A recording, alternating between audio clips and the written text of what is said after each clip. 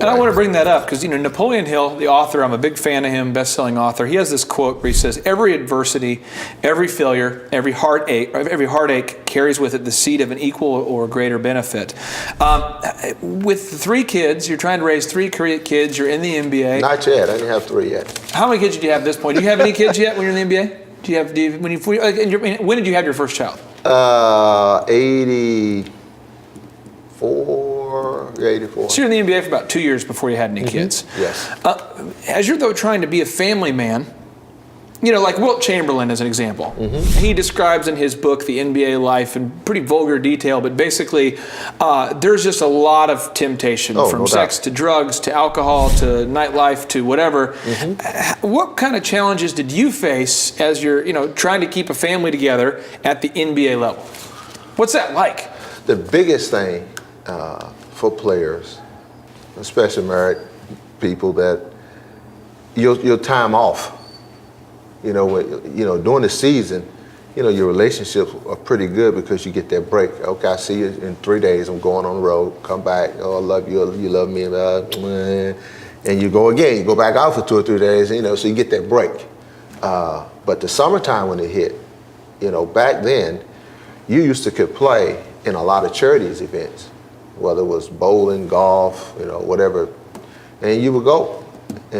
But that whole time, if you got a family, you leave your family home, and you go and do these events. By the time you come home for 2 days and you got to go to this other one, these events is like 4 or 5 days. So now you don't have no time with your family. So at some point, where do you learn to grow and bond? My thing was to override that, and I didn't know I was doing this, Clay. I said, you know what? If you want me to come to this event, I had 1 child at the time.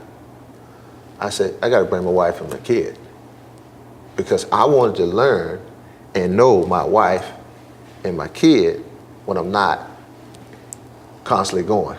That's one thing as I've got to know you and David Robinson and Dr. Zoellner and different guys who I've talked to have been great mentors on the Thrive team.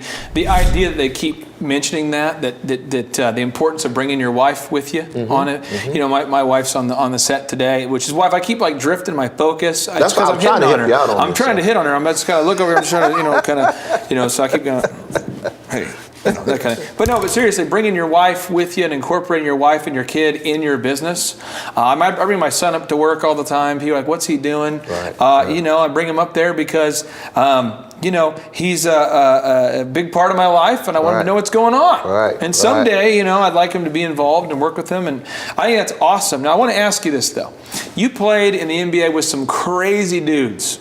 You played with some awesome players. Question number 1, you play 11 seasons in the NBA, and you've coached now for, I think, what? 22. So who's the guy you played with who's hands down the best player to play with on and off the court? You're like, this is a great player, but also there's a lot of good dudes. But who is the guy where you go, this was an awesome dude off the court and on the court, wow. Terry Cummings was one. Terry Cummings. He was probably the guy that, we hung out a lot. Yeah.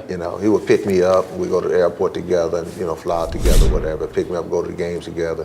Because one, we lived in the same neighborhood, but Dave Robinson was another one who I thought was he stood up for all the things that you would want your kids and, grandkids to see what a professional athlete / businessman / father figure, so on and so forth. How hard is that to do that at the NBA level? When a guy like David or Terry Cummings stands up for their values at the NBA level, how hard is that? It's hard, but I think if you keep a humble heart and stay focused on what life is really all about.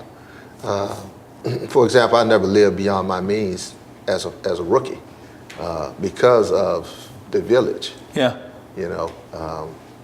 A dollar still had the value of a dollar to me. Yeah. And I never lost that sight.